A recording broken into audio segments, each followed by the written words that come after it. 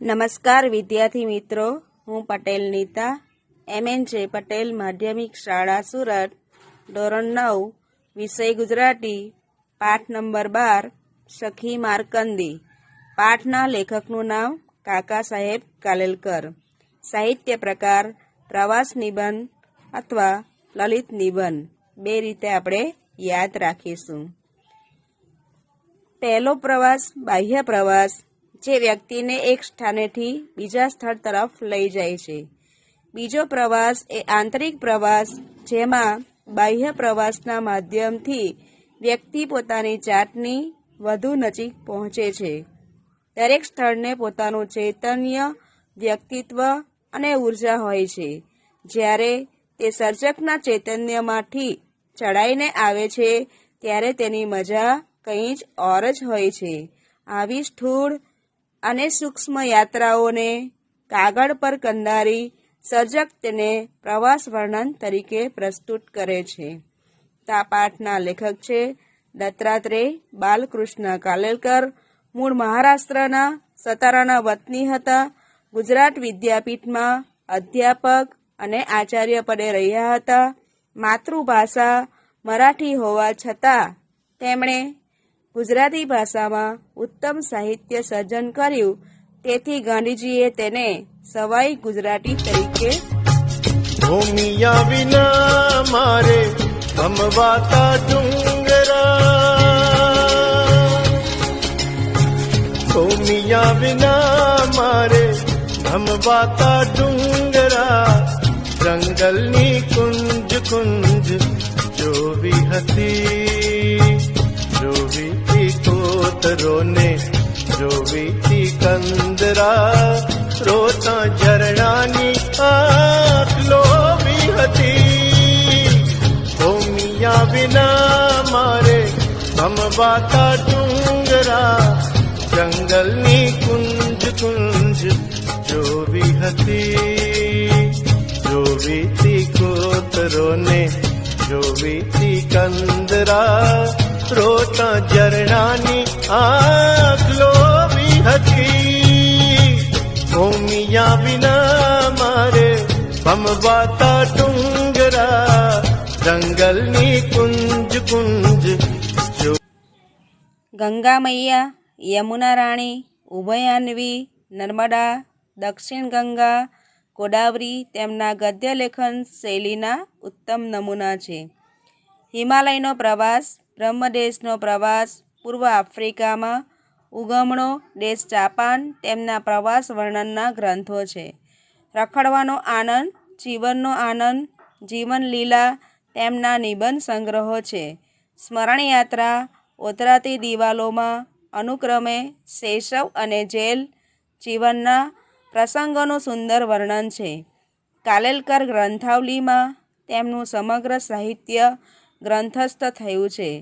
તેમને સાહિત્ય અકાદમી એવોર્ડ, દિલ્હી તથા પદ્મ વિભૂષણ પુરસ્કારથી સન્માનિત કરવામાં આવ્યા હતા.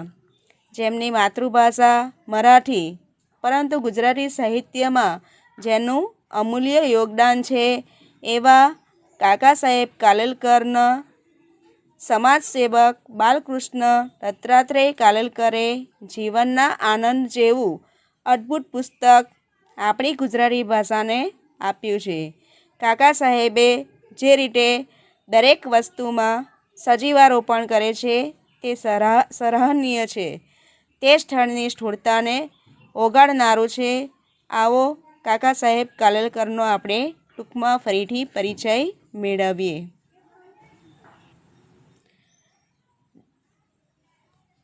દત્તાત્રેય બાલકૃષ્ણ કાલેલકરનો પરિચય જોઈશું.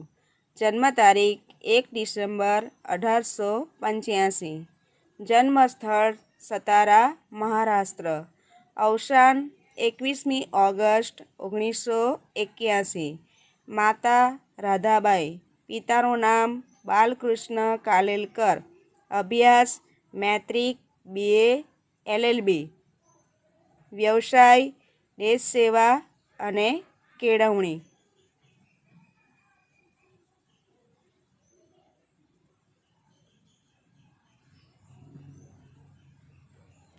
1960માં પૂનામાં ફર્ગ્યુસન કોલેજમાંથી ફિલોસોફી વિષય સાથે BA થયા. 1908માં LLBની પ્રથમ વર્ષની પરીક્ષા આપી બેલગામમાં ગણેશ વિદ્યાલયમાં આચાર્ય બન્યા. 1909માં મરાઠી દૈનિકમાં જોડાયા. 1910માં વડોદરાના ગંગનાથ વિદ્યાલયમાં શિક્ષક. 1912માં સ્વામી આનંદ સાથે હિમાલય પ્રવાસ કર્યો. 1913માં આચાર્ય કૃપલાની તથા ગિરધારી સાથે બ્રહ્મદેશનો પ્રવાસ કર્યો.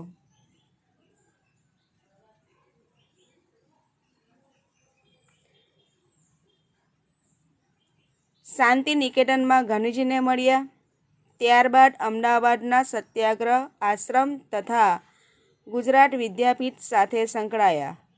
1928માં તેઓ વિદ્યાપીઠના કુલ નાયક બન્યા. 1935માં રાષ્ટ્રભાષા સમિતિના સભ્યપદે રહી હિન્દી ભાષાના રાષ્ટ્રીય કક્ષાએ પ્રચાર કાર્ય કર્યું. 1959માં ગુજરાતી સાહિત્ય પરિષદના અમદાવાદના 20મા અધિવેશનના પ્રમુખ બન્યા. જીવનના છેલ્લા શ્વાસ સુધી તેમણે મંગલ પ્રભાત નામના હિન્દી સામાયિક દ્વારા પોતાના વિચારો પ્રગટ કરેલા. એમના નિબંધ સંગ્રહ જોઈએ. પુસ્તકનું નામ છે જીવનનો આનંદ, 1936માં આપ્યું. બીજું પુસ્તક રખડવાનો આનંદ, 1953માં આપ્યું. જીવનલીલા, 1956. ઓતરાતી દિવાલો, 1925. જીવન ભારતી અને જીવન સંસ્કૃતિ, આ બધા પુસ્તકો એમના નિબંધ સંગ્રહો છે. ફરીથી આપણે એમના પુસ્તકો જોઈશું. જીવન લીલા, જીવન સંસ્કૃતિ અને રખડવાનો આનંદ. પાઠ નંબર 12, સખી માર્કંડી. લેખકનું નામ કાકા સાહેબ કાલેલકર. સાહિત્ય પ્રકાર પ્રવાસ નિબંધ. સૌપ્રથમ પ્રવાસ વર્ણન આપણને કવિ દલપતરામે એમણે ફાર્બસ સાથે કરેલો પ્રવાસ એમના પુત્ર નાનાલાલ આપણને આપે છે. એ પ્રવાસ વર્ણન ગુજરાતી સાહિત્યમાં આપણને સૌથી પહેલાં મળ્યું એમ કહી શકાય. કાકા સાહેબ કાલેલકરનું પુસ્તક હિમાલયનો પ્રવાસ ગુજરાતી સાહિત્યના પ્રવાસ વર્ણનમાં એ ઉત્તમ બેનમૂન કૃતિ છે એમ કહીએ તો ચાલે. હિમાલયનો પ્રવાસ ગુજરાતી સાહિત્યની ચિરસ્મરણીય પ્રદાન છે. કાકા સાહેબનો આ પ્રવાસ પ્રેમ, એમની પ્રકૃતિ નિરીક્ષણ, એ જ સાથે વિરલ સૌંદર્ય દ્રષ્ટિ, એમનો રાષ્ટ્રપ્રેમ, આ બધું જ ઉજાગર થાય છે. સખી માર્કંડી કૃતિ એ લોકમાતામાંથી લેવાય છે. ભારતીય સાહિત્યમાં આપણે નદીને માતા તરીકે ઓળખીએ છીએ. માતા એ જનની, જન્મભૂમિ કે જન્મદાત્રી પણ હોઈ શકે. એ સિવાય નદીને આપણે માતા જ કહીએ અને લોકમાતા કહીએ છીએ, એ બરાબર છે. પરંતુ અહીંયા કાકા સાહેબે નદીને એક નવા જ સ્વરૂપે આજ સુધી ગુજરાતી સાહિત્યમાં કોઈએ પણ કલ્પના ન કરી હોય એવા એક સ્વરૂપે કલ્પે છે. એક સખી માર્કંડી. એમના ગામની નદીને લોકમાતા તરીકે નહીં પણ સખી તરીકેની કલ્પના આપણને આ પાઠમાં જોવા મળે છે. મનોરમ્ય કલ્પના છે કાકા સાહેબની આ. એ કલ્પના એમની અદ્ભુત છે. નદી જે સૌંદર્ય આપ્યું છે, એક મિત્રતા સખી તરીકે એમણે માર્કંડીને કલ્પી છે, ત્યારે એમની મૈત્રી આ માર્કંડી સાથે કેટલો નિકટતા ધરાવે છે અને એ નિકટતાનો ગર્વ ધરાવે છે તે આપણે માણીએ. પ્રાચીન કાળથી નદીને આપણે માતા તરીકે કલ્પી છે. નદી એ વિપુલ જળાશયનો પ્રવાહ અને ફળરૂપ કિનારો, તમામ જીવોને સુખ આપનાર એટલે નદી, પણ આપણે તો માતા જ કહીશું. લેખક કાકા સાહેબ કાલેલકર તેમના ગામની નાનકડી નદી માર્કંડીને આ પ્રવાસ વર્ણનમાં સખી તરીકે કલ્પના કરે છે. આપણી સંસ્કૃતિમાં નદીને માતા કહીએ છીએ. લેખકના ગામ પાસે વહેતી માર્કંડેયની સાથે તેમનું બાળપણ વીત્યું હોવાથી એ વિશેષ ભાવ તેની સાથે અનુભવ્યો છે કે એના ગામની નદી એ મોટી પણ નથી કે એને બહેન કહી શકાય. એટલે લેખક માર્કંડેય નદીને સખી તરીકે ઓળખાવે છે એવી કલ્પના કરે છે. માર્કંડેયનું સૌંદર્ય, એની મૈત્રી, નિકટતા વર્ણવીને લેખકે નદીનું અલગ જ સ્વરૂપ પ્રગટ કર્યું છે. તો કાકા સાહેબ કાલેલકરની સખી માર્કંડેય પાઠની આપણે સમજૂતી જોઈશું.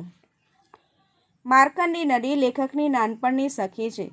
લેખકને એમના તાલુકાના નકશામાં માર્કંડેયની લીટી શોધવામાં રસ ન હતો. તેઓ માનતા કે તેમ કરવા જાય તો માર્કંડેય એમની સખી મટીને સામાન્ય નદી બની જાય. તેમને તો એના પાણીમાં પગ પોળા કરીને બેસવાનું ગમતું. નાનપણમાં તેઓ માર્કંડેય સાથે કેટલીય વાતો કરતા. એકબીજાનો સહવાસ જ એમના આનંદ માટે પૂરતો હતો. માર્કંડેય શું બોલે છે તે સમજવાની લેખક પરવા ન કરતા. લેખક જે બોલે છે એનો અર્થ કરવા માર્કંડેય થોભતી નહીં. નદી ક્યારેય બોલે નહીં, પણ લેખક જાણે નદી બોલતી હોય એવી કલ્પના પણ કરતા. તેઓ એકબીજાને ઉદ્દેશીને વાતો કરે છે એટલે જ એમના માટે પૂરતું હતું. ભાઈ બહેન ઘણા વર્ષે મળે એટલે એકબીજાને 1000 સવાલ પૂછે, પણ એ સવાલ પાછળ જિજ્ઞાસા નથી હોતી. એ તો પ્રેમ વ્યક્ત કરવા માટેનો એક પ્રકાર છે. લેખક અને એમની સખી માર્કંડેય વચ્ચેના સંબંધો પણ આવા જ હતા. સવાલ શો પૂછ્યો અને જવાબ શો મળ્યો તે તરફ ધ્યાન આપવા જેટલી સ્વસ્થતા તેમના પ્રેમ મિલનમાં ન હતી. માર્કંડેય નામની સાથે માર્કંડેયની કથા આ પાઠમાં જોડાયેલી છે. માર્કંડેય ઋષિની કથા. તો આપણે જોઈશું માર્કંડેય ઋષિની કથા. મૃકંડુ ઋષિ નિસંતાન હતા, એટલે એમને સંતાન ન હતું. તેમણે તપશ્ચર્યા કરી મહાદેવને પ્રસન્ન કર્યા. મહાદેવે વરદાન તો આપ્યું, પણ એમાં 2 વિકલ્પો મૂક્યા. એક, 16 વર્ષ સુધી જીવનાર સદગુણી બાળક પસંદ કરે, અથવા બીજું, 100 વર્ષ જીવનાર મૂર્ખ બાળક પસંદ કરે. મૃકંડુ ઋષિ મૂંઝવણમાં પડી ગયા. તેમણે તેમના ધર્મપત્નીની સલાહ લીધી. ધર્મપત્નીએ કહ્યું કે આપણે તો સદગુણી બાળક જ જોઈએ, ભલે 16 વર્ષ જીવે, પણ એ જ કુળનો ઉદ્ધાર કરશે. આથી બંનેએ 16 વર્ષ જીવનાર સદગુણી બાળક માંગી લીધું. એનું નામ પાડ્યું માર્કંડેય. માર્કંડેય જેમ જેમ મોટો થતો જાય છે તેમ તેમ તેના માતા પિતાના ચહેરા ઉપર ઉદાસી છવાઈ જાય છે. કેમ? એક દિવસ 16 વર્ષનો માર્કંડેય થશે ત્યારે એનું મૃત્યુ થશે. 16 વર્ષનો માર્કંડેય શિવની પૂજામાં બેઠો હતો. ત્યારે તેને યમરાજ પાડા ઉપર બેસીને લેવા આવ્યા. શિવલિંગને ભેટીને બેઠેલા યુવાન માર્કંડેયને અડકવાની યમરાજમાં હિંમત ન હતી. આખરે યમરાજે એના પર પાસ ફેંક્યો. ત્યાં તો શિવલિંગમાંથી સાક્ષાત ત્રિશૂલધારી શિવજી પ્રગટ થયા અને યમરાજે કરેલી ગુષ્ટતા બદલ તેમને ઠપકો આપ્યો. મૃત્યુંજય મહાદેવના દર્શન થતાં જ માર્કંડેયના મનમાં બીક ન રહી અને તેને નવું જીવન મળ્યું. માર્કંડેય નદીના કાંઠે એવું કંઈ ખાસ ફૂલ પણ નથી, જાત જાતના રંગીન પતંગિયા પણ નથી, રૂપાળા પથ્થરે નથી, પોતાના મધુર કલરવથી ચિત્તને અસ્વસ્થ કરે એવા નાના મોટા પ્રપાત એટલે ધોધ પણ નથી. આમ અસાધારણ અદ્ભુત કહી શકાય એવું કશું જ નથી. છતાં લેખકને માર્કંડેય ગમે છે, કારણ કે ત્યાં કેવળ પ્રેમાળ શાંતિ છે. લેખક જ્યારે ખેતરમાં પાક કાપવાનો સમય આવે ત્યારે ત્યાં રોકાતા. માર્કંડેય ત્યારે તે સમયે લેખકને ખાવા માટે શક્કરિયા અને અમૃત જેવું મીઠું પાણી આપતી. એટલું જ નહીં, માર્કંડેય રાત્રે ઠંડીમાં ધ્રુજે છે કે નહીં તે જોવા માટે માર્કંડેય પાસે જાય ત્યારે તે પોતાના અરીસામાં એટલે એમના પાણીમાં લેખકને મૃગ નક્ષત્ર બતાવતી. એક પ્રકારનું નક્ષત્રનું નામ છે મૃગ નક્ષત્ર. મોટા થયા પછી લેખક પોતાને ગામ જતા ત્યારે માર્કંડીને અચૂક મળતા. આ આગળની વાત જોઈ એ આપણે બાળપણની વાત જોઈ. હવે લેખક મોટા થઈ ગયા છે. વતનમાં જતા ત્યારે એમને ગામની નદી માર્કંડીને મળવા જતા પણ એ પહેલાંની જેમ લેખક સાથે ગેલ કરતી ન હતી. તે જ સહેજ સ્મિત કરીને મૌન થઈ જતી. લેખક એના સુકુમાર વદન પર પહેલાંનું લાવણ્ય જોઈ શકતા ન હતા. હા, એના સ્નેહની ગંભીરતા વધી હતી. તો આ માર્કંડી નદીની સાથે માર્કંડેય ઋષિની કથા પણ જોડાયેલી છે. તો એવા માર્કંડેય ઋષિની કથા આપણે હિન્દીમાં ચલચિત્ર સહિત જોઈશું. एक जमाने में मृगंध नाम का एक ऋषि और उनकी पत्नी मरुदवती जीवन व्यतीत कर रहे थे. बहुत दिनों से उनको संतान नहीं था. मृगंध ने शिव भगवान को प्रसन्न करने के लिए कठिन तपस्या शुरू कर दी. उनके कठिन तपस्या से प्रसन्न होकर शिव भगवान मृगंध के सामने प्रत्यक्ष हुए. मृगंध, हम तुम्हारी भक्ति से प्रसन्न हुए. मांगो, क्या वरदान चाहिए तुम्हें? महाप्रभु, मुझे संतान भाग्य दीजिए. मुझे एक बेटा चाहिए. सकुशल, प्रभावी, बुद्धिमान और 16 वर्ष आयु तक जीवित रहने वाला पुत्र चाहिए या दुर्प्रभावी, मंद बुद्धि, दीर्घायु वाला पुत्र चाहिए? मांगो, क्या वरदान चाहिए? महादेव, उनका जीवन कम हो तो भी सही, मुझे सच्चाई में एक बुद्धिमान चाहिए. इसलिए ऐसा ही एक बुद्धिमान पुत्र दीजिए. यही मेरा विज्ञापन है. मृगंधु, जैसी तुम्हारी इच्छा वैसा ही होगा.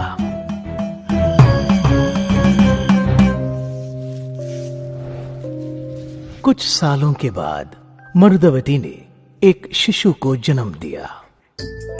उनके माता पिता बहुत प्रसन्न हुए और उस बालक का नाम मार्कंडेय रखा.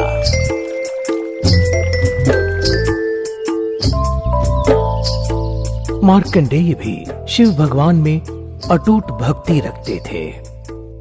सभी लोगों का वो बहुत प्यारा था. उनके गुरुजन भी उनसे बहुत प्रेम रखते थे.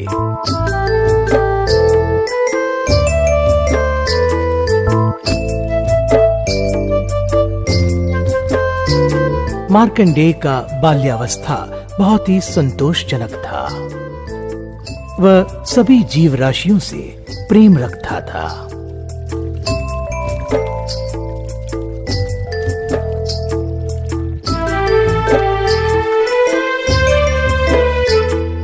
उनका 16वां वर्ष अब बस आने ही वाला था. मृगंध और उनकी पत्नी को ये भय था कि उनके लाडला से उनको शायद बिछड़ना पड़ेगा. अपने माता पिता के दुखी चेहरे को देखकर, पिताश्री, क्यों आप इतना उदास दिख रहे हैं? पुत्र, शिव जी की वर से तू सिर्फ 16 साल ही जी सकता है और अब तुझको 16 बरस होने वाला है. यही मेरा चिंता, इसलिए बेचैन हूँ. यही हमारा चिंता का कारण पुत्र. पिताश्री, आपने मुझे वेद, पुराण, सभी शास्त्रों को मुझे सिखा दिया है और आपने मुझे ये भी सिखा दिया है कि सच्चे मन से प्रार्थना करने वालों को भगवान सुनता है. 16 साल ही जीने का वर तो भगवान ही दिया है. परमेश्वर ही आदेश दिया है ना. मेरे जीवित काल को बढ़ाने के लिए उसी से ही प्रार्थना करती हूँ. मेरी सच्चे प्रार्थना को जरूर वो सुनेगा. माता पिता ने पूर्ण रूप से उन्हें आशीर्वाद करके उनको तपस्या के लिए भेज दिया. घने जंगलों से होकर मार्कंडेय एक नदी तक जाकर पहुंचा.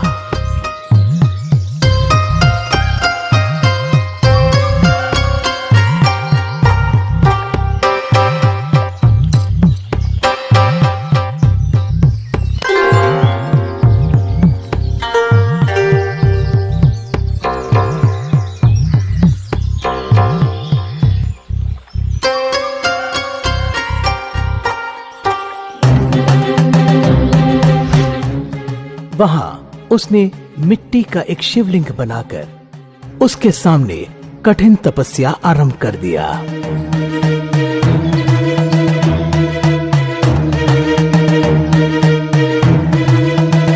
कुछ ही क्षणों में वह ध्यान में लीन हो गया।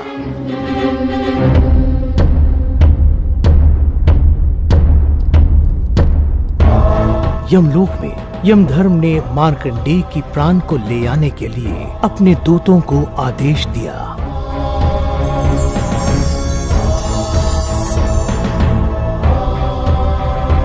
जब मार्कंडेय के यहाँ दूत पहुंचे तो उसे शिवलिंग के सामने ध्यान करते हुए देखा।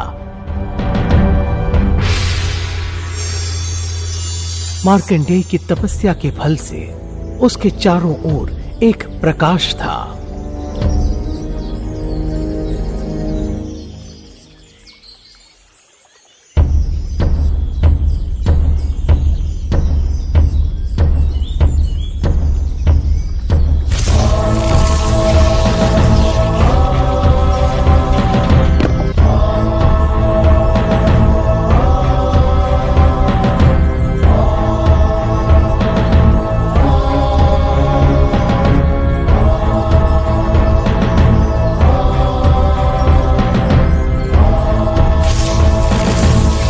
वह प्रकाशमय होने के साथ साथ उसकी सुरक्षा होने के कारण भी यमदूत उसके निकट नहीं पहुंच सके।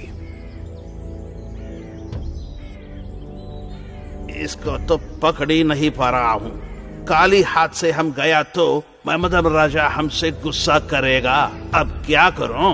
उसे देखने से साधारण बालक की नजर आ रहा है। लगता है वो शिवलिंग उसकी रक्षा कर रहे हैं। चलो लेकिन महाराज से हम जाकर बताते हैं। पहली बार हार मानकर वह दूत खाली हाथ ही अपने राजा के यहाँ लौटे। प्रभु, हम उनको पकड़ नहीं पाया।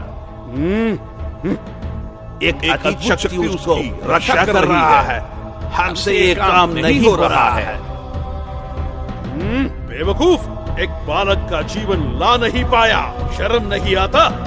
ठीक है, मैं खुद देख लूंगा, मेरे सामने नहीं रहो।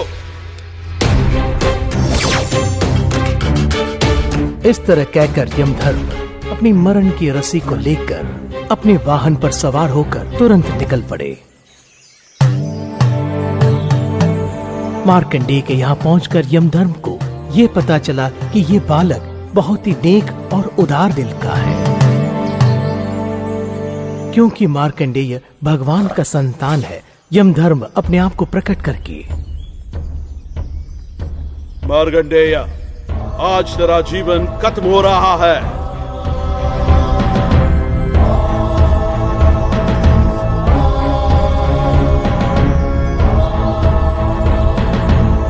मैं आपके साथ नहीं आने वाला हूँ।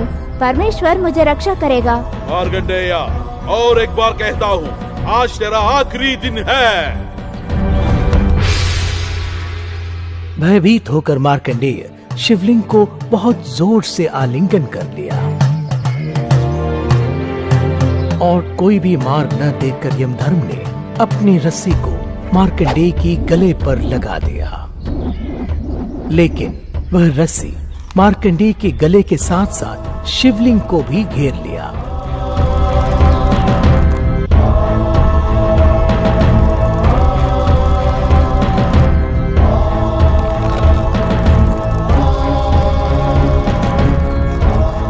परमेश्वर, मुझे बचा लो।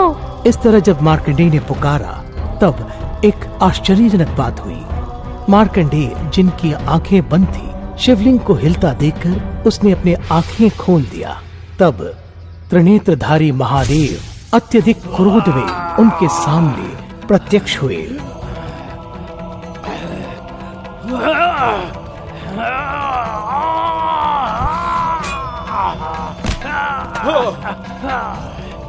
तुमने साहस कैसे की मेरे भक्त पर दृष्टि डालने की? महेश्वरा, उनका अंतिम समय आ गया है, इसीलिए ये मार्कंडेय अब से हमेशा जीवित रहेगा। ऐसे कहने वाले शिव भगवान के चेहरे पर अवर्णनीय क्रोध था। शिव भगवान ने अपने त्रिशूल को उठाया। उसे देखकर यमधर्म भयभीत हो गए। महादेवा, महेश्वरा, नहीं नहीं, मुझे छोड़ दो, मुझसे अपराध हुआ। महादयालु, महाप्रभु,